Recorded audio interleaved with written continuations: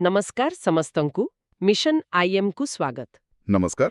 आज आमे ओडिशार प्राचीन इतिहासर गभीरकु जिबा। हाँ आउ एही आलोचना विशेष करी जो माने कॉम्पिटिटिव एग्जाम्स पाई प्रस्तुत होउचंती सेमानक पाई एक मजबूत भित्तिभूमि तैयारी करिवो। एक्जाक्टली। तेबे आमर मिशन हेउची ओडिशार ऐतिहासिक उत्स, एहार भिन्न भिन्न प्राचीन नाम आउ एहार प्रत्नतात्विक मूलद्वार विषय जानिबा। माने आमे ए इतिहास विषय जानिलु केमती क्योंठु ए तथ्य सबु मिलिला। हाँ, चलंतु एहाकु भल भावे बुझिबा। तेबे प्रथमे केउठु आरंभ करिबा? मोते लागुछि परिचयरु। ठीक नारु आमे जो भूमि को आजी ओडिशा कहुछु तार तो अनेक ना थिला, जेमिति कलिंग, उत्कल, ओड्र, माने गोटिए जागार एते गुडिए ना काहेगी? एटा ही जोटा ही प्राचीन ओडिशा इतिहासर सबुठु इंटरेस्टिंग दिग कोन ना ए ना गुडी को खाली अलगा अलगा शब्द नुहे बा। अच्छा। एगुड़िक समय सहित बदलुथिबा माने राजनीतिक और भौगोलिक सीमा को दर्शाए। ओहो बुझिली। तेबे आजिर जो ओडिया शब्द तार उत्पत्ति केउठु? आजिर ओडिया बा ओडिशा शब्दटी आसीछि ओड्र बा उड्र नामक एक प्राचीन जनजातिंक नामरु। गोटे जनजातिर नारु। एमाने केउठी रहुथिले? एमाने मुख्यतः केंद्रीय उपकूलवर्ती अंचलरे विशेषकरी आजिर जो खोर्धा और नयागढ़ जिल्ला अछि सेई अंचलरे बास करुथिले। अच्छा। तेणु उड्रकू एही अंचलर एक प्रागैतिहासिक नाम बोली धरा जाए। बुझिली। तेबे कलिंग आउ उत्कल ए दुईटी नार कहानी कोन? एगुड़िकर उत्सव आमको पुराण और महाभारतरु मिले। कुहा जाए जे राजा बलिंग पुत्र थिले राजकुमार कलिंग। हाँ। तांकरी नामरे कलिंग राज्य नामित होइथिला। आउ उत्कल? उत्कल थिला कलिंगर उत्तर भाग माने उत्तर कलिंग। महाभारत अनुसारे एही अंचल को कर्ण अधिकार करिथिले। अच्छा, तेणु गोटे बड़ भौगोलिक अंचल भितरे एमिति छोटू छोट राजनैतिक आउ सांस्कृतिक परिचय तैयारी होथिला। एकदम। एहा छोड़ा आउ किछि ना भी तो सुनिबा को मिले, जेमति महाकांतार। एहार अर्थ कोन? महाकांतार अर्थ हेउछि विशाल जंगल। A great forest. हाँ, अ ग्रेट फॉरेस्ट। आउ एही नाटा माने गुप्त कालरे आजिर जो कालाहांडी और कोरापुट अंचल अछि सेही जंगल भरा अंचल पाई। हाँ, सेही अंचल पाई व्यवहार होउथिला। सेहीपरि अशोकंक समयरे राजधानी थिला तोशाली। ठीक। आउ थिला कंगोद जहा आजिर गंजाम अंचल, दक्षिण कोशल और त्रिकलिंग। एमिति अनेक ना थिला। तेबे एग्जाम पॉइंट भाबे एठारे मुख्य तथ्य हेला ओडिशार एही प्राचीन नामगुड़िक आउ सेगुड़िकर उत्सव। हाँ, एहा मने रखिबा जरूरी। एही सबु नाम तो लेखारे मिलिला, किंतु मु भाबुछि ता पूर्वरु कोन थिला? जेतेबेले लेखा नथिला सेतेबेलार प्रमाण कोन? से कहानी कहे स्वयं भूमि माने माटी तळु मिलुथिबा पत्थरर उपकरण। ओडिशार इतिहास प्रकृतिरे केते पुरुणा? बहुत पुरुणा। एठारे मानव बसतीर प्रमाण निम्न पुरातन प्रस्तर जुग बा लोअर पैलियोलिथिक एज पर्यंत जाउछि। लोअर पैलियोलिथिक एज माने लक्ष लक्ष वर्ष तळर कथा। हाँ, लक्ष लक्ष वर्ष। आमे जेतेबेले प्रस्तर जुगर उपकरण कहूचु एगुड़िक प्रकृतिरे कोन? खाली पत्थर खंड? ना ना, एगुड़िक केवल साधा पत्थर नोहे। एगुड़िकु सचेतन भावे एक निर्दिष्ट आकार दिया जाइछि, जेमति कि हाथ कुराढ़ी। केउठु मिलिछि ए सबु? मुख्यतः मयूरभंजर कुलियणा, केन्दुझर, सुंदरगढ़ आउ संबलपुरु मिलिछि। अच्छा, तेबे ओडिशारे प्रस्तर जुगर अनुसंधान रे सबुठारु गुरुत्वपूर्ण नाम काहार? एही फैक्टी मने रखंतु परमानंद आचार्य। से ही कुलियनाठारे एही स्थान आविष्कार करिथिले। परमानंद आचार्य। ठीक। ए तो गला उपकरण कथा। तापरे मणिसर विकास केमिति हेला? से कोन कलाकृति भी करुथला? निश्चय। एहार प्रमाण मिले उच्च पुरातन प्रस्तर जुग बा अपर पैलोलिथिक एज रे। केउठी? कलाहांडीर गुड़ाहांडी पहाड़रे। सेठी पत्थर उपरे खोदेई करा जाइथिबा चित्रकला देखिबाकु मिले। वाओ। तापरे आसिला नूतन प्रस्तर जुग, नियोलिथिक एज। हाँ, सेतेबेलकु मनीष चाष शिखिला, स्थायी बसवास कला। बारिपदारु मिलिथिबा चिक्कड़ कोढ़ी, निहण एसबु तर प्रमाण। मयूरभंजर कुचाई स्थान विषय भी शुणिछि। हाँ, कुचाईरु कलाकृति आउ माटी पात्र मिलिछि। आउ नुआपड़ार जोगीमठरे गुंफा चित्र मध्य मिलिछि। तेणु पत्थररे लेखा एक पूरा सभ्यतार कहानी आमे देखि पारुछि। एबे आसिबा लिखित उत्सकु। ଲେଖା ଆରମ୍ଭ ହେଲା ପରେ କଣ କଣ ପ୍ରମାଣ ମିଳିଲା? ଦେଖନ୍ତୁ, ଲିଖିତ ଉତ୍ସକୁ ଆମେ ମୁଖ୍ୟତଃ ଦୁଇ ଭାଗରେ ବାଣ୍ଟିପାରିବା। କଣ କଣ? ଗୋଟିଏ ହେଲା ସ୍ୱଦେଶୀ ସାହିତ୍ୟ, ଆଉ ଅନ୍ୟଟି ହେଲା ବିଦେଶୀ ପର୍ଯ୍ୟଟକଙ୍କର ବିବରଣୀ। ଆଚ୍ଛା, ପ୍ରଥମେ ସ୍ୱଦେଶୀ କଥା କହିବା। ମହାଭାରତ ରାମାୟଣରେ ଓଡ଼ିଶା ବିଷୟରେ କଣ ଲେଖା ଅଛି? ବହୁତ ସ୍ପଷ୍ଟ ଉଲ୍ଲେଖ ଅଛି। ମହାଭାରତରେ କଳିଙ୍ଗ, ଓଡ୍ର, ପବିତ୍ର ବୈତରଣୀ ନଦୀ ଆଉ ମା ବିରଜାଙ୍କ ଶକ୍ତିପୀଠ ବିଷୟରେ ବର୍ଣ୍ଣନା ମିଳେ। ଆଉ ରାମାୟଣରେ? ରାମାୟଣରେ କଳିଙ୍ଗନଗର ଆଉ ଗନ୍ଧମାର୍ଦ୍ଦନ ପର୍ବତର ଉଲ୍ଲେଖ ରହିଛି। ଏହା ଛଡ଼ା ପୁରାଣଗୁଡ଼ିକରେ? ହଁ, ବାୟୁ, ମତ୍ସ୍ୟ, ଭାଗବତ ପରି ପୁରାଣରେ କଳିଙ୍ଗର ପୌରାଣିକ ରାଜାମାନଙ୍କ ବିଷୟରେ କାହାଣୀ ଅଛି। ଗୋଟେ କଥା ବଡ଼ ଇଣ୍ଟରେଷ୍ଟିଂ ଲାଗୁଛି, ମାନେ ମହାଭାରତରେ ଖାଲି ରାଜ୍ୟ କଥା ନୁହେଁ, ବୈତରଣୀ ଭଳି ଗୋଟେ ସ୍ପେସିଫିକ୍ ନଦୀର ନାଁ ବି ଅଛି। ନିଶ୍ଚିତ ଭାବରେ ଏହା ଦର୍ଶାଏ ଯେ ଏହି ଅଞ୍ଚଳ ଭାରତୀୟ ଉପମହାଦେଶର ସାଂସ୍କୃତିକ ଚେତନାର ଏକ ଅବିଚ୍ଛେଦ୍ୟ ଅଙ୍ଗ ଥିଲା। ଠିକ୍, କିନ୍ତୁ କେବଳ ହିନ୍ଦୁ ଗ୍ରନ୍ଥ ନୁହେଁ, ଜୈନ ଆଉ ବୌଦ୍ଧ ଧର୍ମର ବି ତ ଏଠାରେ ଦୃଢ଼ ଉପସ୍ଥିତି ଥିଲା। ହଁ, ଏହା ଏକ ଗୁରୁତ୍ୱପୂର୍ଣ୍ଣ ଦିଗ। ଜୈନ ସାହିତ୍ୟ ଆବଶ୍ୟକ ନିରୁକ୍ତିରେ ଲେଖା ଅଛି ଯେ ସ୍ୱୟଂ ମହାବୀର କଳିଙ୍ଗ ଆସିଥିଲେ। ଆଉ ବୌଦ୍ଧ ଗ୍ରନ୍ଥ?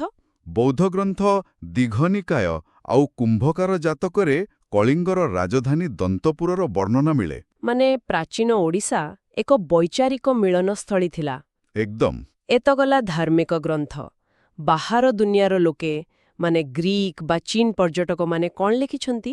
ବିଦେଶୀ ବିବରଣୀ ଆମକୁ ଏକ ବାହ୍ୟ ଦୃଷ୍ଟିକୋଣ ଦିଏ। ଯେମିତିକି ଗ୍ରୀକ୍ ଐତିହାସିକ ମେଗାସ୍ଥିନିସ୍, ତାଙ୍କ ବହି ଇଣ୍ଡିକାରେ ହଁ, ସେ ଗ୍ୟାଞ୍ଜେଟିକ୍ କଳିଙ୍ଗ ଅଞ୍ଚଳର ଉଲ୍ଲେଖ କରିଛନ୍ତି। ତାପରେ ପ୍ଲିନି, ଟଲେମି ଏମାନେ ବି କଳିଙ୍ଗର ବନ୍ଦର ଆଉ ଭୂଗୋଳ ବିଷୟରେ ଲେଖିଛନ୍ତି। କିନ୍ତୁ ସବୁଠାରୁ ଡିଟେଲ୍ଡ ବିବରଣୀ କାହାର? ସବୁଠାରୁ ସ୍ପଷ୍ଟ ବିବରଣୀ ଦେଇଛନ୍ତି ଚୀନ ପରିବ୍ରାଜକ ହୁଏନସାଙ୍ଗ। ସେ କେବେ ଆସିଥିଲେ? ସେ 638-43 ଏଡିରେ ଆସିଥିଲେ, ଆଉ ସେ ତାଙ୍କ ଭ୍ରମଣ କାହାଣୀରେ ଓଡ୍ର ଦେଶକୁ ଉଚ୍ଚା ଭାବେ ସ୍ପଷ୍ଟ ଲେଖିଛନ୍ତି। ଆଚ୍ଛା, ହିୟର୍ସ ୱେର୍ ଇଟ୍ ଗେଟ୍ସ ରିଏଲି ଇଣ୍ଟରେଷ୍ଟିଂ।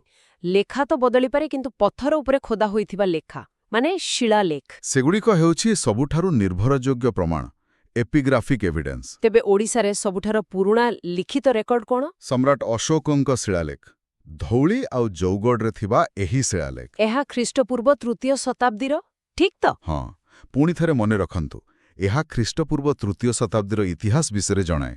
ଏହାକୁ ଆପଣ ଓଡ଼ିଶାର ପ୍ରଥମ ସରକାରୀ ନଥିପତ୍ର କହିପାରିବେ। ଆଉ ତାପରେ ସବୁଠାରୁ ଗୁରୁତ୍ୱପୂର୍ଣ୍ଣ ହାତୀଗୁମ୍ଫା ଶିଳାଲେଖ। ଏକ୍ଜାକ୍ଟଲି, ଏହା ହେଉଛି ସମ୍ରାଟ ଖାରବେଳଙ୍କ ବିଷୟରେ ଜାଣିବାର એકમાત્ર ମୁଖ୍ୟ ଉତ୍ସବ। ଏହା ଛଡ଼ା ଆଉ କିଛି? ହଁ, କେନ୍ଦୁଝରରୁ ମିଳିଥିବା ଆସନପାଟ ପ୍ରସ୍ତର ଶିଳାଲେଖ ମଧ୍ୟ ପ୍ରାରମ୍ଭିକ ରାଜାମାନଙ୍କ ବିଷୟରେ ତଥ୍ୟ ଦିଏ। ଠିକ୍, ଏବେ ଆସିବା ଆଉ ଏକ ଛୋଟ କିନ୍ତୁ ଗୁରୁତ୍ୱପୂର୍ଣ୍ଣ ସୁରାକକୁ, ମୁଦ୍ରା।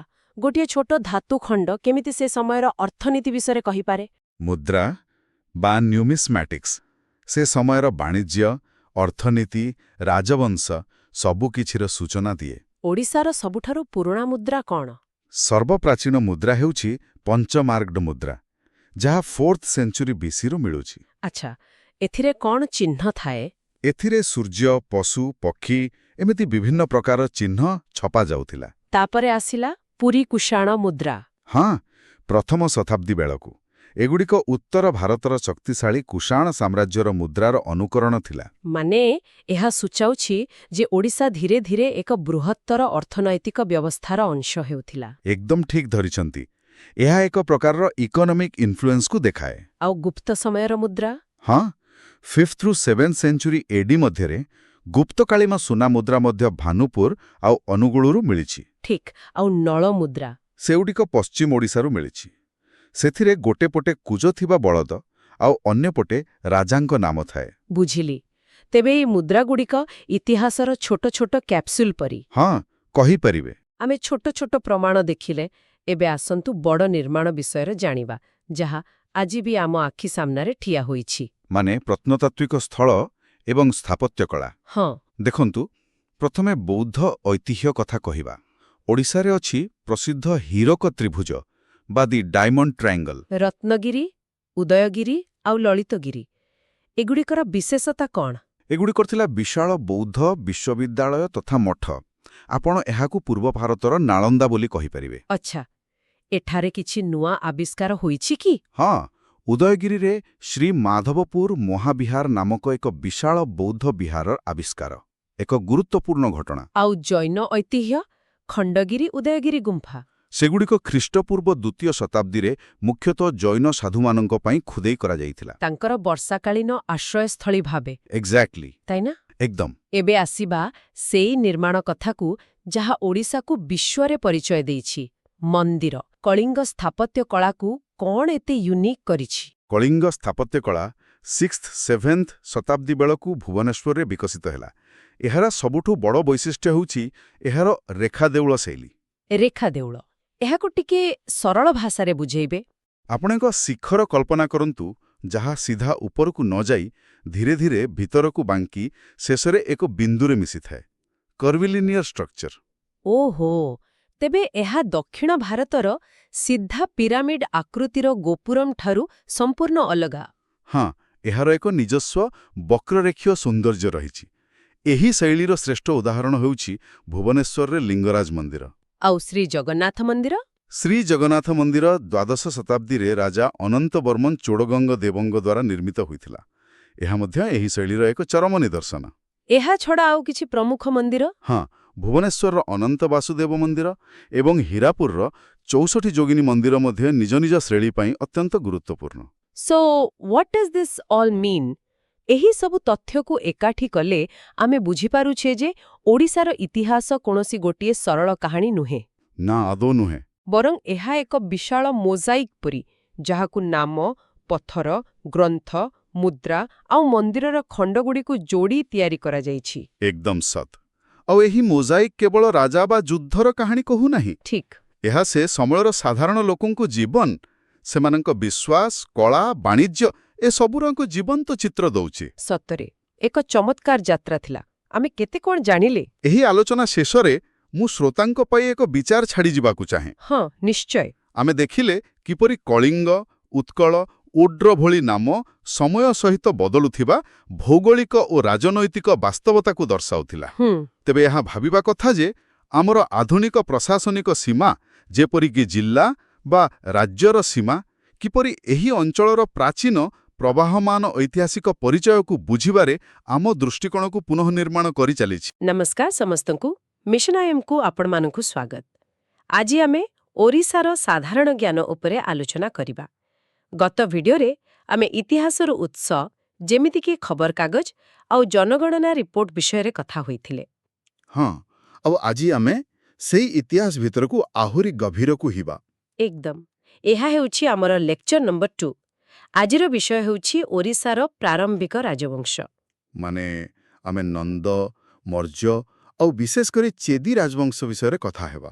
ଠିକ୍। ତେବେ ଏହି ସବୁ ବଡ଼ ବଡ଼ ରାଜବଂଶ ଆସିବା ପୂର୍ବରୁ କଳିଙ୍ଗର ପରିଚୟ କ'ଣ ଥିଲା? ସେତେବେଳେ ଏହା କେମିତିକା ରାଜ୍ୟ ଥିଲା? ଦେଖନ୍ତୁ, ପ୍ରାଚୀନ କାଳରେ କଳିଙ୍ଗ ଗୋଟେ ସମ୍ପୂର୍ଣ୍ଣ ସ୍ୱାଧୀନ ଓ ବହୁତ ଶକ୍ତିଶାଳୀ ରାଜ୍ୟ ଥିଲା। ଏହାର ସୀମା କେବଳ ଆଜିର ଓଡ଼ିଶା ଭିତରେ ନଥିଲା। ଏହା ବର୍ତ୍ତମାନର ଆନ୍ଧ୍ରପ୍ରଦେଶ ଆଉ ଛତିଶଗଡ଼ର କିଛି ଅଂଶକୁ ନେଇ ଗଠିତ ଥିଲା। ବାଃ, ମାନେ ବହୁତ ବଡ଼ ଥିଲା। ହଁ, ଆଉ ଏହାର ଖ୍ୟାତିର ଗୋଟେ ବଡ଼ କାରଣ ହେଲା ପରବର୍ତ୍ତୀ ସମୟରେ ହୋଇଥିବା ସେହି ଭୟଙ୍କର କଳିଙ୍ଗ ଯୁଦ୍ଧ। ଅଶୋକଙ୍କ ସହିତ ଯୋଉଟା ହୋଇଥିଲା। କିନ୍ତୁ ତା ପୂର୍ବରୁ ମୁଁ ଶୁଣିଛି ପୁରୁଣା ଗ୍ରନ୍ଥମାନଙ୍କରେ ବି କଳିଙ୍ଗର ବହୁତ ବର୍ଣ୍ଣନା ଅଛି। ଏକଦମ ଠିକ୍। ବୌଦ୍ଧ ଗ୍ରନ୍ଥ ଯେମିତିକି ମହାଗୋବିନ୍ଦ ସୂତ୍ତ ଆଉ ଜାତକ କାହାଣୀରେ କଳିଙ୍ଗକୁ ଗୋଟେ ସ୍ୱାଧୀନ ରାଜ୍ୟ ବୋଲି କୁହାଯାଇଛି। ଆଉ ତାର ରାଜଧାନୀ ବିଷୟରେ ଗୋଟେ ବହୁତ ମଜାଦାର କଥା ଅଛି ନା? ହଁ, ତାର ରାଜଧାନୀ ଥିଲା ଦନ୍ତପୁର। ଦନ୍ତପୁର ମାନେ ସିଟି ଅଫ୍ ଆଇଭରି? ଏମିତି ନା କାହିଁକି? କାରଣ କୁହାଯାଏ ଯେ ସେଠାକାର ଧନୀ ବଣିକମାନେ ଏତେ ସମୃଦ୍ଧ ଥିଲେ ଯେ ସେମାନେ ନିର୍ମାଣ କାମରେ ବି ହାତୀଦାନ୍ତ ବ୍ୟବହାର କରୁଥିଲେ। ବାପରେ, କଳ୍ପନା କରି ହେଉନି। ତେବେ ଏହି ଫ୍ୟାକ୍ଟକୁ ମନେ ରଖିବା ଦରକାର ଯେ ବୌଦ୍ଧ ଗ୍ରନ୍ଥ ଅନୁସାରେ କଳିଙ୍ଗର ରାଜଧାନୀ ଥିଲା ଦନ୍ତପୁର। ହଁ, ସେହିପରି ଜୈନ ଗ୍ରନ୍ଥ ଉତ୍ତରାଧ୍ୟାୟନ ସୂତ୍ରରେ ମଧ୍ୟ କଳିଙ୍ଗ ରାଜାମାନଙ୍କର ରାଜପ୍ରାସାଦ ବିଷୟରେ ବର୍ଣ୍ଣନା ମିଳେ। ଆଚ୍ଛା, ତେବେ ଏତେ ସମୃଦ୍ଧ ରାଜ୍ୟ ଉପରେ ବାହାର ଶକ୍ତିଙ୍କ ନଜର ତ ନିଶ୍ଚୟ ପଡ଼ିଥିବ। ନିଶ୍ଚୟ। ଆଉ ସେଇଠୁ ଆରମ୍ଭ ହେଉଛି ଓଡ଼ିଶାରେ ନନ୍ଦ ରାଜବଂଶର କାହାଣୀ। ମହାପଦ୍ମନନ୍ଦ। ହଁ, ମଗଧ ସାମ୍ରାଜ୍ୟ ବିସ୍ତାର କଲାବେଳେ ପ୍ରତିଷ୍ଠାତା ମହାପଦ୍ମନନ୍ଦ କଳିଙ୍ଗକୁ ନିଜ ଅଧୀନକୁ ଆଣିଥିଲେ। ଏହା ପ୍ରାୟ 345 BC ଆଖପାଖର କଥା। ତେବେ କଳିଙ୍ଗ ପ୍ରଥମ ଥର ପାଇଁ ନିଜର ସ୍ୱାଧୀନତା ହରାଇଲା। ହଁ, ମଗଧ ସାମ୍ରାଜ୍ୟର ଅଂଶ ହେଲା। କିନ୍ତୁ ଆମେ ଏ କଥା ଏତେ ନିଶ୍ଚିତ ହୋଇ କେମିତି କହିପାରିବା? ଏହାର କିଛି ପ୍ରମାଣ ଅଛି କି? ଅଛି, ପ୍ରତ୍ନତାତ୍ତ୍ୱିକ ପ୍ରମାଣ ବି ଅଛି। ଯେମିତି କଳାହାଣ୍ଡିର ଅସୁରଗଢ଼ରୁ ସେହି ସମୟର କଳା ପୋଲିସ ହୋଇଥିବା ମାଟି ପାତ୍ର ମିଳିଛି।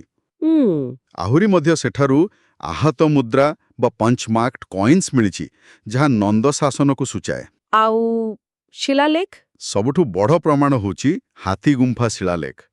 ସେଥିରେ ଲେଖା ଅଛି ଯେ ନନ୍ଦ ରାଜାମାନେ କଳିଙ୍ଗରେ ଜଳସେଚନ ପ୍ରକଳ୍ପ ନିର୍ମାଣ କରିଥିଲେ। ଏହାରେ ମାନେ ସେମାନେ ଏଠାରେ ପ୍ରଶାସନ ବି ଚଳାଉଥିଲେ, ଖାଲି ଅଧିକାର କରିନଥିଲେ। ଏକଦମ। ତାପରେ ନନ୍ଦବଂଶର ପତନ ହେଲା, ଆଉ ଆସିଲେ ମୌର୍ଯ୍ୟ। ଚନ୍ଦ୍ରଗୁପ୍ତ ମୌର୍ଯ୍ୟ 322 ବିସିରେ ସେ ଶେଷ ନନ୍ଦ ରାଜା ଧନନନ୍ଦଙ୍କୁ ହରାଇ ମୌର୍ଯ୍ୟ ସାମ୍ରାଜ୍ୟ ସ୍ଥାପନ କଲେ। ହଁ, କିନ୍ତୁ ଏହି ସମୟରେ କଳିଙ୍ଗର ସ୍ଥିତି କ'ଣ ଥିଲା ସେଇଟା ଟିକେ ଅସ୍ପଷ୍ଟ। ମାନେ? ଏମିତି ଲାଗେ ଯେ ନନ୍ଦ ସାମ୍ରାଜ୍ୟର ପତନ ବେଳେ କଳିଙ୍ଗ ପୁଣି ଥରେ ନିଜକୁ ସ୍ୱାଧୀନ ଘୋଷଣା କରିଦେଇଥିଲା। ଓହୋ, ଆଉ ସେଇଥିପାଇଁ ବୋଧେ ପରବର୍ତ୍ତୀ ସମୟରେ ଅଶୋକଙ୍କୁ ପୁଣି ଥରେ କଳିଙ୍ଗ ଆକ୍ରମଣ କରିବାକୁ ପଡ଼ିଲା। ସମ୍ପୂର୍ଣ୍ଣ ସମ୍ଭବ। ଆଉ ସେଇଠୁ ଆରମ୍ଭ ହେଲା ଇତିହାସର ସେହି ପ୍ରସିଦ୍ଧ କଳିଙ୍ଗ ଯୁଦ୍ଧ। 261 ବିସି। ଏ ବର୍ଷଟା ସମସ୍ତଙ୍କର ମନେ ଥିବ। ହଁ, ମୌର୍ଯ୍ୟ ସମ୍ରାଟ ଅଶୋକ ଆଉ କଳିଙ୍ଗ ରାଜ୍ୟ ଭିତରେ ଏହି ଯୁଦ୍ଧ ହୋଇଥିଲା। କିନ୍ତୁ ଯୁଦ୍ଧର ମୁଖ୍ୟ କାରଣ କ'ଣ? କେବଳ ସାମ୍ରାଜ୍ୟ ବିସ୍ତାର ଥିଲେ? ନା, ତାଠାରୁ ବଡ଼ କାରଣ ଥିଲା ଅର୍ଥନୈତିକ। ସମ୍ରାଟ ଅଶୋକ କଳିଙ୍ଗର ସେହି ଲାଭଜନକ ସାମୁଦ୍ରିକ ବାଣିଜ୍ୟକୁ ନିଜ ନିୟନ୍ତ୍ରଣରେ ରଖିବାକୁ ଚାହୁଁଥିଲେ। ଓ ଆଚ୍ଛା, ତେବେ ପୁଣି ଥରେ ମନେ ରଖନ୍ତୁ, କଳିଙ୍ଗ ଯୁଦ୍ଧ 261 ବିସିରେ ହୋଇଥିଲା। ଏହି ଯୁଦ୍ଧର ପରିଣାମ ବହୁତ ଭୟଙ୍କର ଥିଲା। ବ୍ୟାପକ ଧ୍ୱଂସ ହେଲା, ଲକ୍ଷ ଲକ୍ଷ ଲୋକ ମଲେ। ଆଉ ଏହି ଭୟାବହତା ଦେଖେ ଅଶୋକଙ୍କ ହୃଦୟ ପରିବର୍ତ୍ତନ ହେଲା। ସେ ହିଂସା ତ୍ୟାଗ କରି ବୌଦ୍ଧ ଧର୍ମ ଗ୍ରହଣ କଲେ। ହଁ, ଆଉ ଏଥିରେ ତାଙ୍କୁ ମାର୍ଗଦର୍ଶନ କରାଇଥିଲେ ବୁଦ୍ଧଙ୍କ ଶିଷ୍ୟ ଉପଗୁପ୍ତ। ଏହି ପରିବର୍ତ୍ତନର କଥା ଆମେ କେଉଁଠୁ ଜାଣୁ? ଅଶୋକଙ୍କ ନିଜ ତ୍ରୟୋଦଶ ଶିଳାଲେଖରୁ। ସେଥିରେ ସେ ନିଜେ ଯୁଦ୍ଧ ଓ ତାର ପରିଣାମ ବିଷୟରେ ବର୍ଣ୍ଣନା କରିଛନ୍ତି। ତେବେ ଯୁଦ୍ଧ ପରେ କଳିଙ୍ଗର ପ୍ରଶାସନ କେମିତି ଚାଲିଲା? କଳିଙ୍ଗ ମୌର୍ଯ୍ୟ ସାମ୍ରାଜ୍ୟର ଗୋଟେ ଅଂଶ ହୋଇଗଲା, ଆଉ ଏହାର ରାଜଧାନୀ ହେଲା ତୋଷାଳୀ। ଆଉ ଏହାର ପ୍ରଶାସନିକ ବ୍ୟବସ୍ଥା ବିଷୟରେ ଧଉଳି ଓ ଜୌଗଡ଼ ଶିଳାଲେଖରୁ ଜଣାପଡ଼େ। ଶାସନର ମୁଖ୍ୟ କିଏ ଥିଲେ? ଜଣେ କୁମାର ବା ଭାଇସରୟ ଥିଲେ, ଆଉ ତାଙ୍କୁ ସାହାଯ୍ୟ କରିବା ପାଇଁ ଏକ ମନ୍ତ୍ରୀ ପରିଷଦ ଥିଲା। ଏକ୍ଜାମ୍ ପଏଣ୍ଟ ଅଫ୍ ଭ୍ୟୁରୁ ଦେଖିଲେ ଏଠି କିଛି ମୁଖ୍ୟ ପଦବୀ ବିଷୟରେ ଜାଣିବା ଦରକାର। ହଁ, ଏକଦମ। ଯେମିତିକି ଅନ୍ତମହାମାତ୍ର। ଏମାନେ କ'ଣ କରୁଥିଲେ? ଏମାନେ ସୀମାବର୍ତ୍ତୀ ପ୍ରଦେଶଗୁଡ଼ିକର ପରିଚାଳନା କରୁଥିବା ମନ୍ତ୍ରୀ ଥିଲେ। ଆଉ ଗୋଟେ ଥିଲା ଧର୍ମ ମହାମାତ୍ର। ହଁ, ଏମାନେ ଲୋକମାନଙ୍କର ଆଧ୍ୟାତ୍ମିକ ଆଉ ନୈତିକ କଲ୍ୟାଣ ପାଇଁ ଦାୟୀ ଥିଲେ। ଏହା ଅଶୋକଙ୍କର ଏକ ନୂଆ ପଦକ୍ଷେପ ଥିଲା। ଆଉ ରାଜୁକ? ରାଜୁକମାନେ ବିଭିନ୍ନ ଅଞ୍ଚଳରେ ଲୋକଙ୍କର କଲ୍ୟାଣ ଦାୟିତ୍ୱରେ ଥିବା ଅଧିକାରୀ ଥିଲେ। ବହୁତ ବଢ଼ିଆ। ତେବେ ମୌର୍ଯ୍ୟ ସାମ୍ରାଜ୍ୟର ପତନ ପରେ କ'ଣ ହେଲା? ମୌର୍ଯ୍ୟ ସାମ୍ରାଜ୍ୟ ଦୁର୍ବଳ ହେବା ପରେ କଳିଙ୍ଗରେ ପୁଣି ଏକ ନୂଆ ଶକ୍ତିର ଉଦୟ ହେଲା। ମହାମେଘବାହାନ ବା ଚେଦି ରାଜବଂଶ। ହଁ, 1st ସେଞ୍ଚୁରୀ ବିସି ବେଳକୁ ମହାମେଘବାହାନ ନାମକ ଜଣେ ରାଜା ଏହି ବଂଶର ପ୍ରତିଷ୍ଠା କଲେ। ସେ କଳିଙ୍ଗ ଆଉ କୋଶଳ ଦୁଇଟିଯାକ ଜୟ କରିଥିଲେ ବୋଲି ଶୁଣିଛି। ହଁ, ଆଉ ଏହି ବଂଶର ସବୁଠାରୁ ଗୁରୁତ୍ୱପୂର୍ଣ୍ଣ ଶାସକ ଥିଲେ ସମ୍ରାଟ ଖାରାଭେଲ। ଏକଦମ। ଖାରବେଳ ଥିଲେ ଏହି ବଂଶର ତୃତୀୟ ଶାସକ। ତାଙ୍କ ଶାସନକାଳ ଥିଲା 1st ସେଞ୍ଚୁରୀ ବିସିର ଦ୍ୱିତୀୟାର୍ଦ୍ଧ। ତାଙ୍କର ସାମରିକ ଅଭିଯାନ ବିଷୟରେ କିଛି କୁହନ୍ତୁ। ସେ ସେତେବେଳର ଶକ୍ତିଶାଳୀ ସାତବାହନ ରାଜ୍ୟ ବିରୁଦ୍ଧରେ ସଫଳ ଆକ୍ରମଣର ନେତୃତ୍ୱ ନେଇଥିଲେ। ଆଉ ନିର୍ମାଣ କାର୍ଯ୍ୟ? କୁହାଯାଏ ଯେ ଗୋଟେ ଭୟଙ୍କର ବାତ୍ୟାରେ ଧ୍ୱଂସ ହୋଇଯାଇଥିବା ରାଜଧାନୀ କଳିଙ୍ଗ ନଗରୀକୁ ସେ ପୁନର୍ନିର୍ମାଣ କରିଥିଲେ। ତାଙ୍କ ବିଷୟରେ ଜାଣିବାର ମୁଖ୍ୟ ଉତ୍ସ ତ ସେଇ ଗୋଟିଏ ନା? ହଁ, ତାଙ୍କ ଶାସନର ମୁଖ୍ୟ ଉତ୍ସ ହେଉଛି ଭୁବନେଶ୍ୱରର ଉଦୟଗିରିରେ ଥିବା ହାତୀଗୁମ୍ଫା ଶିଳାଲେଖ। ଆଉ ଏହି ଫ୍ୟାକ୍ଟଟି ପରୀକ୍ଷା ପାଇଁ ଅତ୍ୟନ୍ତ ଗୁରୁତ୍ୱପୂର୍ଣ୍ଣ। ସମସ୍ତେ ମନେ ରଖନ୍ତୁ, ଖାରବେଳଙ୍କ ବିଷୟରେ ସୂଚନା ହାତୀଗୁମ୍ଫା ଶିଳାଲେଖରୁ ହିଁ ମିଳେ। ଠିକ୍। ଖାରବେଳଙ୍କ ପରେ କଳିଙ୍ଗର ଇତିହାସ ପୁଣି ଟିକେ ଅସ୍ପଷ୍ଟ ହୋଇଯାଏ। କିନ୍ତୁ ଗୋଟେ ଛୋଟ ରାଜବଂଶର ପ୍ରମାଣ ମିଳେ। ତାହା ହେଲା ମୁରୁଣ୍ଡ ରାଜବଂଶ। ମୁରୁଣ୍ଡ? ଏମାନେ କିଏ? ସମ୍ଭବତଃ ଏମାନେ ଗୋଟେ ବିଦେଶୀ ଜନଜାତି ଥିଲେ, ଯେଉଁମାନେ କୁଷାଣମାନଙ୍କ ସହିତ ଭାରତକୁ ଆସିଥିଲେ। ଓହୋ। ଭଦ୍ରକରୁ ମିଳିଥିବା ଗୋଟେ ପଥର ଶିଳାଲେଖ, ଭଦ୍ରକ ଷ୍ଟୋନ୍ ଇନସ୍କ୍ରିପ୍ସନ୍, ସେଥିରୁ ମହାରାଜା ଗଣଭଦ୍ରଙ୍କ ବିଷୟରେ ଜଣାପଡ଼େ। ତେବେ ଏଥିରୁ ଜଣାପଡ଼ୁଛି ଯେ ମୁରୁଣ୍ଡମାନେ ଓଡ଼ିଶାରେ କିଛି ବର୍ଷ ଶାସନ କରିଥିଲେ। ହଁ, ଖୁବ୍ କମ୍ ସମୟ ପାଇଁ ହେଲେ ବି କରିଥିଲେ। ତେବେ ଏହି ପୂରା ଆଲୋଚନା ପରେ ଏବେ ଗୋଟେ କ୍ରିଟିକାଲ କ୍ୱେଶ୍ଚନ୍ ମନକୁ ଆସୁଛି। ପଚାରନ୍ତୁ। କଳିଙ୍ଗ ଯୁଦ୍ଧରେ ଏତେ ବଡ଼ ଧ୍ୱଂସ ହେଲା, ତାପରେ ଅଶୋକଙ୍କର କେନ୍ଦ୍ରୀଭୂତ ପ୍ରଶାସନ ଥିଲା। ଏହାପରେ ଆଉ ଖାରବେଳଙ୍କ ଶାସନ ଆସିବା ଭିତରେ କଳିଙ୍ଗ ନିଜର ରାଜନୈତିକ ସ୍ୱାଧୀନତା ଆଉ ସାମରିକ ଶକ୍ତିକୁ ଏତେ ଶୀଘ୍ର କେମିତି ପୁନଃ ପ୍ରତିଷ୍ଠିତ କଲା? ଏହା ବାସ୍ତବରେ ଏକ ବହୁତ ବଡ଼ ପ୍ରଶ୍ନ। ଗୋଟେ ପୁରା ଧ୍ୱଂସ ହୋଇଯାଇଥିବା ଜାତି କିଛି ପିଢ଼ି ଭିତରେ ପୁଣି ଥରେ ଏତେ ଶକ୍ତିଶାଳୀ ହୋଇ ଠିଆ ହେବା ସାଧାରଣ କଥା ନୁହେଁ। ସେହି ସମାଜ ଭିତରେ କେଉଁ ଶକ୍ତି କାମ କରୁଥିଲା? ତାହା ହିଁ ତ ଇତିହାସର ସବୁଠାରୁ ବଡ଼ ରହସ୍ୟ ଆଉ ଗବେଷଣାର ବିଷୟ। ଏହି ଚିନ୍ତା ଉଦ୍ରେକକାରୀ ପ୍ରଶ୍ନ ସହିତ ଆଜିର ଆଲୋଚନାକୁ ଏଠି ଶେଷ କରିବା। ହଁ, ଏହା ସହିତ ଆଜିର ଆଲୋଚନା ଏଠି ସମାପ୍ତ। ଥ୍ୟାଙ୍କ୍ସ। ଧନ୍ୟବାଦ। ଆଗାମୀ ଭିଡିଓରେ ଆମେ ସମୁଦ୍ରଗୁପ୍ତଙ୍କ ପରବର୍ତ୍ତୀ ଆଞ୍ଚଳିକ ରାଜ୍ୟଗୁଡ଼ିକ ଯେମିତିକି ମାଠର, ନଳ, ମେଘ ଏବଂ ସରଭପୁରୀୟ ରାଜବଂଶ ବିଷୟରେ ଆଲୋଚନା କରିବା। ଧନ୍ୟବାଦ। ନମସ୍କାର ସମସ୍ତଙ୍କୁ। ମିଶନ ଆଇଏମ୍କୁ ସ୍ୱାଗତ। ଆଜି ଆମେ ଓଡ଼ିଶା ସାଧାରଣ ଜ୍ଞାନର ଏକ ବହୁତ ଗୁରୁତ୍ୱପୂର୍ଣ୍ଣ ବିଷୟ ଉପରେ ଆଲୋଚନା କରିବାକୁ ଯାଉଛୁ। ନମସ୍କାର। ଗତ ଭିଡିଓରେ ଆମେ ମୋରଣ୍ଡା ଡାଇନାଷ୍ଟି ଏଭିଡେନ୍ସ ବିଷୟରେ କଥା ହୋଇଥିଲେ। ହଁ, ଆଉ ଆଜି ଆମେ ଲେକ୍ଚର ନମ୍ବର 3ରେ ଅଛେ। ଆଜିର ବିଷୟ ହେଉଛି ସମୁଦ୍ରଗୁପ୍ତଙ୍କ ପରବର୍ତ୍ତୀ ସମୟର ଆଞ୍ଚଳିକ ରାଜ୍ୟ। ମାନେ ମାଠର, ନଳ, ମେଧ ଏବଂ ସରବପୁରୀୟ ରାଜବଂଶମାନଙ୍କ ବିଷୟରେ। ଏକଦମ। ତେବେ ଚାଲନ୍ତୁ ଆରମ୍ଭ କରିବା ସେହି ଗୁପ୍ତ ରାଜବଂଶରୁ। ହଁ, ତେବେ ଗୁପ୍ତ ରାଜବଂଶର ପ୍ରତିଷ୍ଠାତା ଥିଲେ ଶ୍ରୀଗୁପ୍ତ, ଆଉ ପ୍ରତିଷ୍ଠା ହୋଇଥିଲା 320 CEରେ। କିନ୍ତୁ ଆମ ଆଲୋଚନାର ମୁଖ୍ୟ କେନ୍ଦ୍ରବିନ୍ଦୁ ହେଉଛନ୍ତି ସମୁଦ୍ରଗୁପ୍ତ। ନିଶ୍ଚିତ। ସମୁଦ୍ରଗୁପ୍ତଙ୍କ ଦକ୍ଷିଣ ଭାରତ ଅଭିଯାନ, ଯାହା ପାଖାପାଖି 350 AD ବେଳକୁ ହୋଇଥିଲା, ସେଟା ହିଁ ସବୁକିଛି ବଦଳାଇ ଦେଲା। ଆଚ୍ଛା, ସେତେବେଳେ କ'ଣ କଳିଙ୍ଗ ଗୋଟେ ଶକ୍ତିଶାଳୀ ରାଜ୍ୟ ଥିଲା? ନା, ସେଇଠି ତ କଥା। ସମୁଦ୍ରଗୁପ୍ତଙ୍କ ଆସିବା ବେଳକୁ କଳିଙ୍ଗ ପ୍ରକୃତରେ 4ଟି ମୁଖ୍ୟ ରାଜ୍ୟରେ ବିଭକ୍ତ ହୋଇସାରିଥିଲା। ଓହୋ, 4ଟି ରାଜ୍ୟ। ହଁ, ଯେମିତିକି କୋଟ୍ଟୁର, ଯାହା ଆଜିକାଲିର କାଠୁର। ତାପରେ ଏରଣ୍ଡପଲ୍ଲୀ, ମାନେ ଆଧୁନିକ ଏରଣ୍ଡାପଲ୍ଲୀ। ଆଚ୍ଛା। ଆଉ ଦେବରାଷ୍ଟ୍ର, ଯାହା ଏଲ୍ଲାମାଞ୍ଚିଲି ଅଞ୍ଚଳ, ଏବଂ ପିଷ୍ଟପୁର, ଯାହାକୁ ଆଜି ଆମେ ପିଠାପୁରମ୍ ବୋଲି ଜାଣୁ। ତାମାନେ କଳିଙ୍ଗ ସେତେବେଳେ ରାଜନୈତିକ ଭାବେ ଖଣ୍ଡବିଖଣ୍ଡିତ ଥିଲା। ଏକଦମ। ଆଉ ଏହାର ସବୁଠୁ ବଡ଼ ପ୍ରମାଣ ମିଳେ ଆଲାବାଦ ସ୍ତମ୍ଭ ଅଭିଲେଖରୁ। ହଁ, ଏଇଟା ତ ବହୁତ ଗୁରୁତ୍ୱପୂର୍ଣ୍ଣ। ଏଥିରେ କ'ଣ ଲେଖା ଅଛି? ଏହି ଅଭିଲେଖରେ ସମୁଦ୍ରଗୁପ୍ତ କେଉଁ କେଉଁ ଶାସକଙ୍କୁ ହରାଇଥିଲେ ତାର ପୁରା ତାଲିକା ଅଛି। ଆଉ କଳିଙ୍ଗ ଅଞ୍ଚଳରୁ କାହା କାହା ନାଁ ଥିଲା? ଦେଖନ୍ତୁ, ପିଷ୍ଟପୁରରୁ ଥିଲେ ମହେନ୍ଦ୍ରଗିରି, କୋଟ୍ଟୁରୁରୁ ସ୍ୱାମୀଦତ୍ତ, ଏରଣ୍ଡପଲ୍ଲରୁ ଦମନ, ଆଉ ଦେବରାଷ୍ଟ୍ରରୁ ଥିଲେ କୁବେର। ତେବେ ଏକ୍ଜାମ ପଏଣ୍ଟ ଅଫ୍ ଭ୍ୟୁରୁ କହିଲେ ଆଲାବାଦ ସ୍ତମ୍ଭ ଅଭିଲେଖ ହିଁ ସମୁଦ୍ରଗୁପ୍ତଙ୍କ କଳିଙ୍ଗ ବିଜୟର ମୁଖ୍ୟ ଐତିହାସିକ ପ୍ରମାଣ। ହଁ, ଏହି ଫ୍ୟାକ୍ଟଟି ମନେ ରଖିବା ନିହାତି ଦରକାର। କିନ୍ତୁ ଗୋଟେ କଥା, ସମୁଦ୍ରଗୁପ୍ତ ତ ଏମାନଙ୍କୁ ଜିତିଲେ, ହେଲେ ତାପରେ କ'ଣ ହେଲା? ସେ କ'ଣ କଳିଙ୍ଗକୁ ନିଜ ସାମ୍ରାଜ୍ୟରେ ମିଶାଇ ଦେଲେ? ନା, ସେଇଟା ସେ କନେ ନାହିଁ। ସେ ଗ୍ରହଣ ମୁଖ୍ୟ ଅନୁଗ୍ରହ ନୀତି ଆପଣାଇଲେ, ମାନେ ରାଜାମାନଙ୍କୁ ହରାଇ ସେମାନଙ୍କର ରାଜ୍ୟ ଫେରାଇ ଦେଲେ। କିନ୍ତୁ ଏହାର ପ୍ରଭାବ କ'ଣ ପଡ଼ିଲା? ପ୍ରଭାବ ବହୁତ ଗଭୀର ଥିଲା। ପୁରୁଣା ଶକ୍ତି ଦୁର୍ବଳ ହୋଇଗଲା, ଆଉ ଏକ ରାଜନୈତିକ ଶୂନ୍ୟତା ସୃଷ୍ଟି ହେଲା। ଆଉ ସେହି ଶୂନ୍ୟତାରୁ ହିଁ ନୂଆ ରାଜବଂଶମାନଙ୍କର ଉଦୟ ହେଲା, ଠିକ୍ ନା? ଏକଦମ। ଉପକୂଳବର୍ତ୍ତୀ ଅଞ୍ଚଳରେ ମହେନ୍ଦ୍ରଗିରିକୁ କେନ୍ଦ୍ର କରି ମାଠର ବଂଶ କ୍ଷମତାକୁ ଆସିଲେ। ଆଉ ଭିତର ଅଞ୍ଚଳରେ? ଆଭ୍ୟନ୍ତରୀଣ ଅଞ୍ଚଳ, ମାନେ ବସ୍ତର, କୋରାପୁଟ ଆଉ କାଳାହାଣ୍ଡି ଅଞ୍ଚଳରେ ନଳବଂଶ ନିଜର ଶାସନ ପ୍ରତିଷ୍ଠା କଲେ। ତେବେ ଚାଲନ୍ତୁ ପ୍ରଥମେ ମାଠର ରାଜବଂଶ ବିଷୟରେ କଥା ହେବା। ହଁ, ମାଠରମାନେ, ଏମାନଙ୍କର ପ୍ରତିଷ୍ଠାତା ଥିଲେ ବିଶାଖା ବର୍ମନ। ଆଉ ସମୟ? ଏମାନେ 4ର୍ଥ ଆଉ 5ମ ଶତାବ୍ଦୀରେ ଶାସନ କରୁଥିଲେ। ସେମାନଙ୍କର ରାଜଧାନୀ ଥିଲା ବର୍ଦ୍ଧମାନପୁର। ତାଙ୍କର କିଛି ମୁଖ୍ୟ ଶାସକଙ୍କ ନାଁ? ହଁ, ବିଶାଖା ବର୍ମନଙ୍କ ପରେ ଆସିଲେ ଉମା ବର୍ମନ, ତାପରେ ଶକ୍ତି ବର୍ମନ, ଅନନ୍ତ ଶକ୍ତି ବର୍ମନ ଆଉ ପ୍ରଭଞ୍ଜନ ବର୍ମନ। ଏହି ରାଜବଂଶର କିଛି ମୁଖ୍ୟ ବୈଶିଷ୍ଟ୍ୟ କ'ଣ ଥିଲା? ମାନେ ଧର୍ମ, ପ୍ରଶାସନ, ଏସବୁ। ଦେଖନ୍ତୁ, ଧର୍ମ ଦୃଷ୍ଟିରୁ ସେମାନେ ନାରାୟଣ, ମାନେ ବିଷ୍ଣୁଙ୍କର ଉପାସକ ଥିଲେ। ଏହି ସମୟରେ ବୌଦ୍ଧ ଓ ଜୈନ ଧର୍ମର ପ୍ରଭାବ ଟିକେ କମିଯାଇଥିଲା। ଆଚ୍ଛା। ଆଉ ପ୍ରଶାସନରେ ସେମାନେ ରାଜ୍ୟକୁ ପାଞ୍ଚାଳି, ଭୋଗ ଓ ବିଷୟ ଭଳି ଛୋଟ ଛୋଟ ଏକକରେ ବିଭକ୍ତ କରିଥିଲେ। ଏହା ତ ବେଶ୍ ସୁସଂଗଠିତ ଲାଗୁଛି। ସେମାନଙ୍କର ଅର୍ଥନୀତି କେମିତି ଥିଲା? ଅର୍ଥନୀତିର ମୂଳଦୁଆର ଥିଲା ସାମୁଦ୍ରିକ ବାଣିଜ୍ୟ। ସେମାନେ ଦକ୍ଷିଣ ପୂର୍ବ ଏସିଆ ଦେଶମାନଙ୍କ ସହିତ ବ୍ୟବସାୟ କରୁଥିଲେ। ଆଉ ସେଥିପାଇଁ ବନ୍ଦର ତ ନିଶ୍ଚୟ ଥିବ।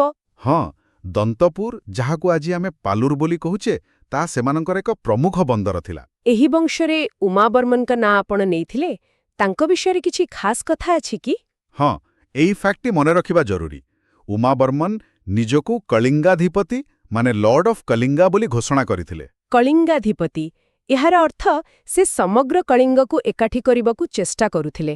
ଏକଦମ, ସେ ଏକ ଶକ୍ତିଶାଳୀ ସାମ୍ରାଜ୍ୟ ସ୍ଥାପନ କରିଥିଲେ। ତେବେ ଏ ତ ଗଲା ଉପକୂଳ କଥା। ସେହି ସମୟରେ ପଶ୍ଚିମାଞ୍ଚଳରେ ଯେଉଁ ନଳବଂଶ ଥିଲେ, ସେମାନଙ୍କ କଥା କ'ଣ? ନଳମାନେ ମାଠରମାନଙ୍କର ସମସାମୟିକ ଥିଲେ। ଏହି ବଂଶର ପ୍ରତିଷ୍ଠାତା ଥିଲେ ବୃଷଧ୍ୱଜ। ଆଉ ଏମାନଙ୍କର ରାଜଧାନୀ? ରାଜଧାନୀ ଥିଲା ପୁଷ୍କରୀ। ପ୍ରତିଷ୍ଠା ହୋଇଥିଲା ପାଖାପାଖି 400 ଏଡିରେ। ଏ ବଂଶର କିଛି ଶକ୍ତିଶାଳୀ ରାଜା? ହଁ, ଯେମିତିକି ବରାହରାଜ, ଭବଦତ୍ତ ବର୍ମନ, ଅର୍ଥପତିରାଜ, ଆଉ ଶେଷ ଶାସକ ଥିଲେ ସ୍କନ୍ଦବର୍ମନ। ଏମାନଙ୍କର ରାଜ୍ୟ କେଉଁ ଅଞ୍ଚଳରେ ଥିଲା? ଏମାନେ ତ୍ରିକଳିଙ୍ଗ ଅଞ୍ଚଳରେ ରାଜ୍ୟ ସ୍ଥାପନ କରିଥିଲେ, ମାନେ ଆଜିର କୋରାପୁଟ ଓ କଳାହାଣ୍ଡିର କିଛି ଅଂଶ। ଧର୍ମ ବିଷୟରେ କ'ଣ ଜଣାପଡ଼େ? ମାଠରମାନଙ୍କ ଭଳି ଏମାନଙ୍କୁ ସମୟରେ ମଧ୍ୟ ବୈଷ୍ଣବ ଧର୍ମର ପୁନରୁତ୍ଥାନ ହୋଇଥିଲା। ତେବେ ମାଠରର ନଳଙ୍କ ଛଡ଼ା ଆଉ କେଉଁ ରାଜବଂଶ ଥିଲେ? ମେଘ ରାଜବଂଶ ବିଷୟରେ ଶୁଣିବାକୁ ମିଳେ। ହଁ, ମେଘମାନେ, ସେମାନେ ପ୍ରକୃତରେ ମହାମେଘ ବାହନମାନଙ୍କର ବଂଶଧର ଥିଲେ। ଦ୍ୱିତୀୟ ଶତାବ୍ଦୀରେ ଶତବାହନଙ୍କ ଦ୍ୱାରା ପରାସ୍ତ ହେବା ପରେ ସେମାନେ କୋଶଳରେ ସାମ୍ରାଜ୍ୟ ସ୍ଥାପନ କଲେ। ଠିକ୍, ଷଷ୍ଠ ଶତାବ୍ଦୀର ମଧ୍ୟଭାଗ ବେଳକୁ ସେମାନେ କୋଶଳ ଅଞ୍ଚଳକୁ ଆସିଥିଲେ। ଏହି ଦକ୍ଷିଣ କୋଶଳ କହିଲେ ଆମେ କେଉଁ ଅଞ୍ଚଳକୁ ବୁଝିବା? ଆଧୁନିକ ରାୟପୁର, ବିଳାସପୁର ଆଉ ଆମ ଓଡ଼ିଶାର ସମ୍ବଲପୁର, ସୁନ୍ଦରଗଡ଼ ଓ ବଲାଙ୍ଗୀରର ଅବିଭକ୍ତ ଜିଲ୍ଲା। ଆଚ୍ଛା, ବେଶ୍ ବଡ଼ ଅଞ୍ଚଳ ଥିଲା। ହଁ, ପୁରାଣ ଅନୁସାରେ ଦକ୍ଷିଣ କୋଶଳରେ 9 ଜଣ ମେଘରାଜା ଶାସନ କରୁଥିଲେ। ଆଉ ସମୁଦ୍ରଗୁପ୍ତଙ୍କ ଆକ୍ରମଣ ପର୍ଯ୍ୟନ୍ତ ସେମାନଙ୍କର ଶାସନ ଚାଲିଥିଲା। ଏକଦମ, ସେମାନଙ୍କର ଶେଷ ଶାସକ ଥିଲେ ମହେନ୍ଦ୍ର ମେଘ। ଏହାପରେ ଆସୁଛନ୍ତି ଶରଭପୁରୀୟ ରାଜବଂଶ। ଏମାନେ କିଏ ଥିଲେ? ଶରଭପୁରୀୟମାନେ ପଞ୍ଚମ ଓ ଷଷ୍ଠ ଶତାବ୍ଦୀ ଏଡିରେ ଥିଲେ। ଏମାନଙ୍କର ପ୍ରତିଷ୍ଠାତା ଥିଲେ ଶରଭରାଜ। ରାଜଧାନୀ? ରାଜଧାନୀ ଥିଲା ଶରଭପୁର। ଏହି ବଂଶର ଅନ୍ୟ କିଛି ଶାସକ? ହଁ, ଯେମିତି ଜୟରାଜ, ସୁରଦେବରାଜ I, ବ୍ୟାଘ୍ରରାଜ, ଦୁର୍ଗାରାଜ ଆଉ ଶେଷରେ ସୁରଦେବରାଜ II। ଏମାନଙ୍କ ଭିତର ସବୁଠୁ ପ୍ରମୁଖ ଶାସକ କିଏ ଥିଲେ? ମହାରାଜ ନରେନ୍ଦ୍ର। ସମୟକାଳ ଥିଲା 525ରୁ 555 ଏଡି। ସେ ଶରଭରାଜଙ୍କ ପୁତ୍ର ଥିଲେ। ତାଙ୍କର କ'ଣ ବିଶେଷତ୍ୱ ଥିଲା? ସେ ଜଣେ ସ୍ୱାଧୀନ ଶାସକ ଥିଲେ ଆଉ ନିଜର ଆଞ୍ଚଳିକ ପ୍ରଶାସନିକ ବ୍ୟବସ୍ଥା ପାଇଁ ବେଶ୍ ପ୍ରସିଦ୍ଧ ଥିଲେ। ଏତେ ସବୁ ରାଜବଂଶ ଭିତରେ ଆଉ ଏକ ରହସ୍ୟମୟ ରାଜବଂଶର କଥା ବି ଆସେ, ବିନ୍ଧ୍ୟାଟବୀର ନାଗବଂଶ। ହଁ, ଏମାନଙ୍କ ବିଷୟରେ ଜାଣିବା ବହୁତ କୌତୂହଳପୂର୍ଣ୍ଣ।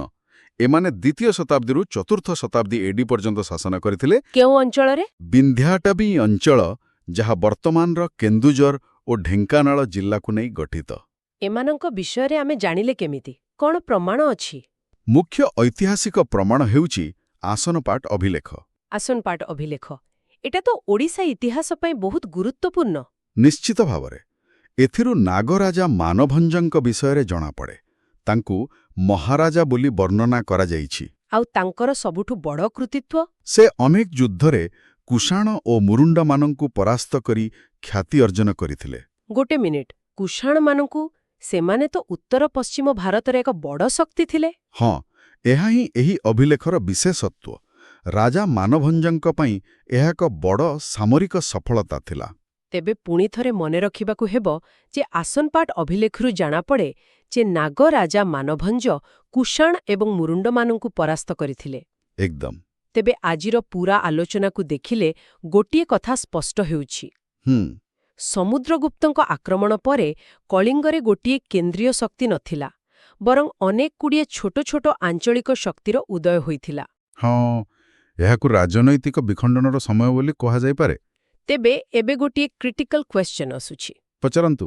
ସମୁଦ୍ରଗୁପ୍ତଙ୍କ ଦକ୍ଷିଣ ଭାରତ ଅଭିଯାନ କିପରି ପରୋକ୍ଷ ଭାବେ କଳିଙ୍ଗରେ ମାଠର ଓ ନଳଙ୍କ ଭଳି ନୂତନ ଆଞ୍ଚଳିକ ଶକ୍ତିର ଉତ୍ଥାନ ପାଇଁ ପଥ ପ୍ରସ୍ତୁତ କରିଥିଲା?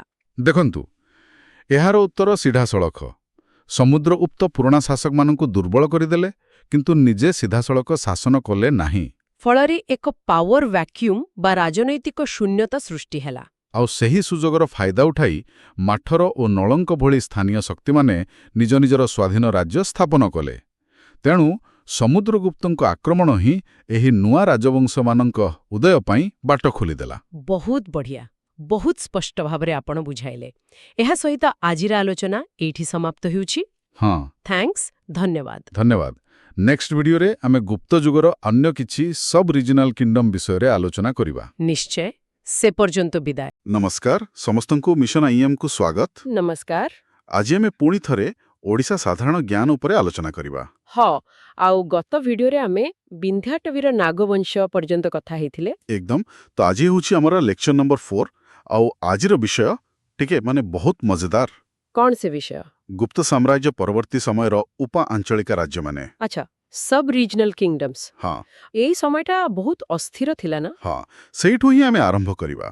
ତୋଷାଳୀରେ କ୍ଷମତା ପାଇଁ ସଂଘର୍ଷ ଚାଲିଥିଲା। ଠିକ୍, ଖ୍ରୀଷ୍ଟାବ୍ଦ 6ଠ ଶତାବ୍ଦୀର ଶେଷ ଭାଗରେ, ବିଶେଷ କରି ଦକ୍ଷିଣ ତୋଷାଳୀରେ। ଆଉ ସେଠି ମୁଖ୍ୟ ଥିଲେ ବିଗ୍ରହ ବଂଶ। ହଁ, ବିଗ୍ରହମାନେ ସେମାନଙ୍କର ରାଜ୍ୟ ଆଜିର ଅବିଭକ୍ତ ବାଲେଶ୍ୱର, କଟକ ଆଉ ପୁରୀ ଜିଲ୍ଲାକୁ ନେଇ ଗଠିତ ଥିଲା।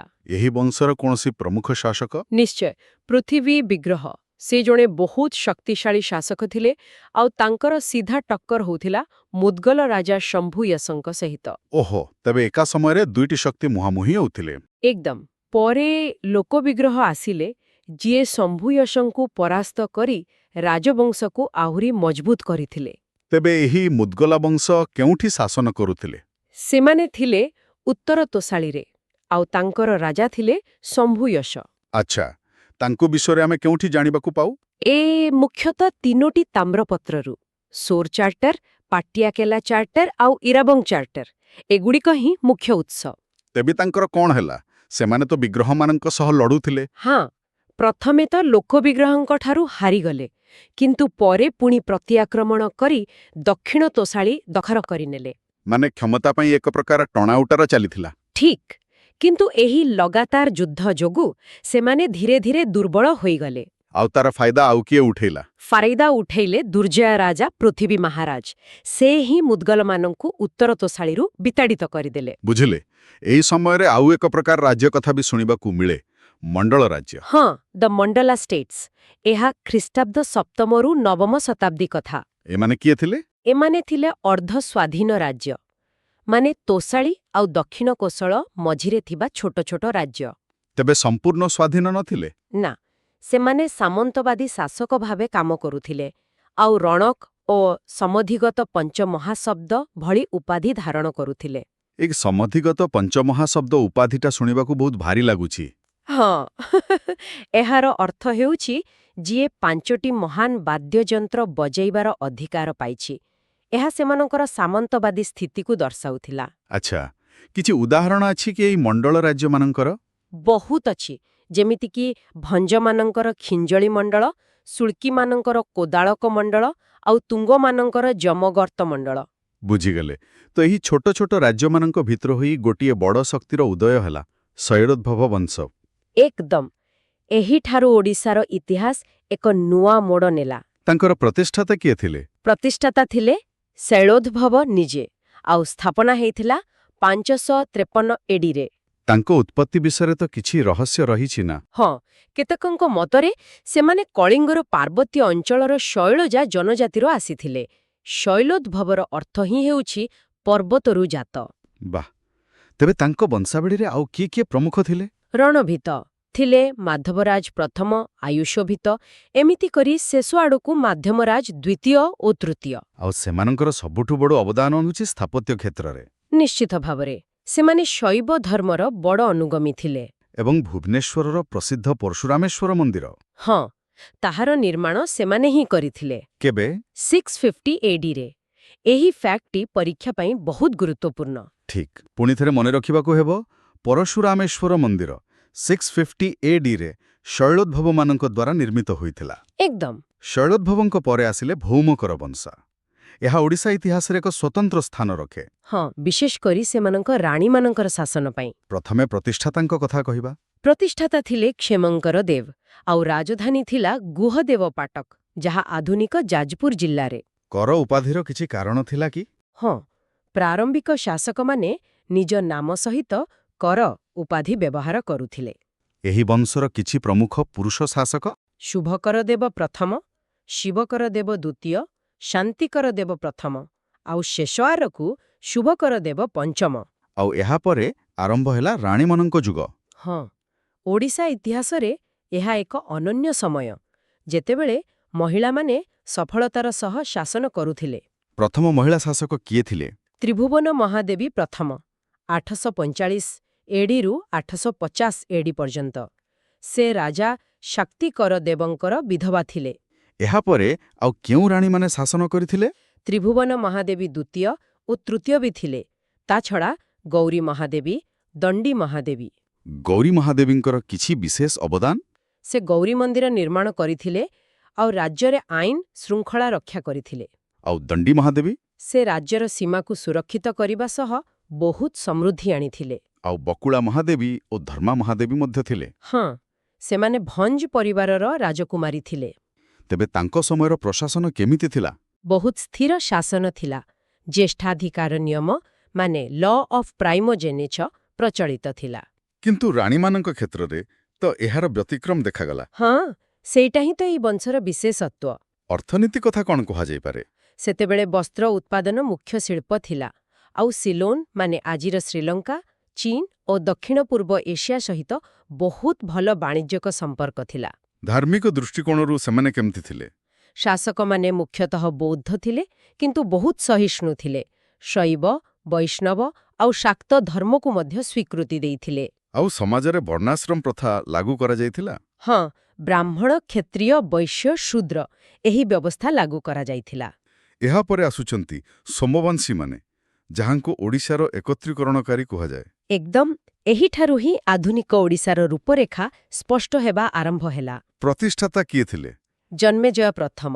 ସେ ପ୍ରାୟ 200 ବର୍ଷ ଧରି ଶାସନ କରିଥିବା ଏହି ରାଜବଂଶର ମୂଳଦୁଆ ପକାଇଥିଲେ। ଆଉ ତାଙ୍କର ସବୁଠୁ ବଡ଼ ସଫଳତା? ସବୁଠୁ ବଡ଼ ସଫଳତା ହେଲା ସେମାନେ ପ୍ରଥମ ଥର ପାଇଁ କଳିଙ୍ଗ, ଉତ୍କଳ, କୋଙ୍ଗୋଦ ଏବଂ କୋଶଳକୁ ଗୋଟିଏ ରାଜନୈତିକ କ୍ଷମତା ଅଧୀନରେ ଏକାଠି କଲେ। ଏଟା ଏକ୍ଜାମ୍ ପଏଣ୍ଟ ଅଫ୍ ଭ୍ୟୁରୁ ବହୁତ ମୁଖ୍ୟ ତଥ୍ୟ। ହଁ, ସୋମବଂଶୀମାନେ ହିଁ ଓଡ଼ିଶାର ଏକତ୍ରୀକରଣ କରିଥିଲେ। ତାଙ୍କର ଆଉ କିଛି ପ୍ରମୁଖ ଶାସକ?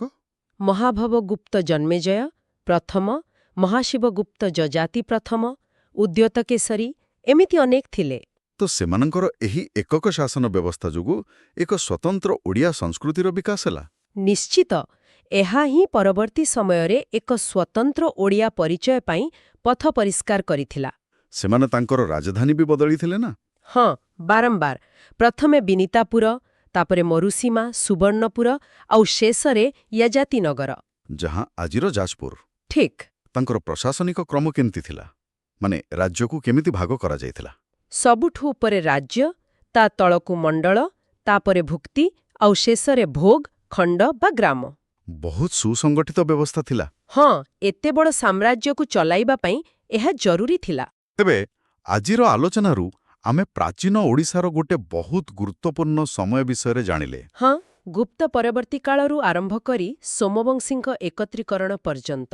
ଯଦି କିଛି ମୁଖ୍ୟ ତାରିଖ ମନେ ପକେଇବା, ତେବେ 650 ଏଡି ପରଶୁରାମେଶ୍ୱର ମନ୍ଦିର ନିର୍ମାଣ, 845 ଏଡି ପ୍ରଥମ ମହିଳା ଶାସକ ତ୍ରିଭୁବନ ମହାଦେବୀ, ଆଉ 882 ଏଡି ସେଇଟା ଏ ଜନ୍ମେଜୟ ପ୍ରଥମଙ୍କ ଦ୍ୱାରା ସୋମବଂଶୀ ଶାସନର ସ୍ଥାପନା। ବହୁତ ବଢ଼ିଆ। ଏବେ ଗୋଟିଏ କ୍ରିଟିକାଲ କ୍ୱେଶ୍ଚନ। ପଚରନ୍ତୁ। ଭୌମ କର ବଂଶରେ ମହିଳା ଶାସକମାନଙ୍କର ସଫଳତା ଓଡ଼ିଶାର ରାଜନୈତିକ ଏବଂ ସାମାଜିକ ଇତିହାସରେ କିପରି ଏକ ଗୁରୁତ୍ୱପୂର୍ଣ୍ଣ ଅଧ୍ୟାୟ ସୃଷ୍ଟି କଲା? ବହୁତ ଭଲ ପ୍ରଶ୍ନ। ଏହା କେବଳ ରାଜନୈତିକ ନୁହେଁ, ବରଂ ସାମାଜିକ ଦୃଷ୍ଟିକୋଣରୁ ମଧ୍ୟ ବହୁତ ଗୁରୁତ୍ୱପୂର୍ଣ୍ଣ ଥିଲା। ଏହା ପ୍ରମାଣିତ କଲା ଯେ ଶାସନ କରିବାର ଦକ୍ଷତା ଲିଙ୍ଗ ଉପରେ ନିର୍ଭର କରେ ନାହିଁ। ଆଉ ଏହା ଓଡ଼ିଶାର ସମାଜରେ ମହିଳାଙ୍କ ସ୍ଥିତିକୁ ମଧ୍ୟ ପ୍ରଭାବିତ କରିଥିବ? ନିଶ୍ଚୟ। ଏହା ଏକ ପରମ୍ପରା ସୃଷ୍ଟି କଲା, ଯାହା ଭାରତର ଅନ୍ୟ ଅଞ୍ଚଳରେ ବିରଳ ଥିଲା। ୱାହ! ତେବେ ଏହା ସହିତ ଆଜିର ଆଲୋଚନାକୁ ଏଇଠି ସମାପ୍ତ କରିବା। ହଁ, ଏହା ସହିତ ଓଡ଼ିଶାର ପ୍ରାଚୀନ ଇତିହାସ ମଧ୍ୟ ଶେଷ ହେଉଛି। ଠିକ୍। ଆଗାମୀ ଭିଡିଓରେ ଆମେ ପରୀକ୍ଷା ପାଇଁ କିଛି ଗୁରୁତ୍ୱପୂର୍ଣ୍ଣ ପ୍ରଶ୍ନ ଉପରେ ଆଲୋଚନା କରିବା, ଯାହା ପିଲାମାନଙ୍କ ପାଇଁ ବହୁତ ସହାୟକ ହେବ। ଥ୍ୟାଙ୍କ୍ସ। ଧନ୍ୟବାଦ। ଧନ୍ୟବାଦ।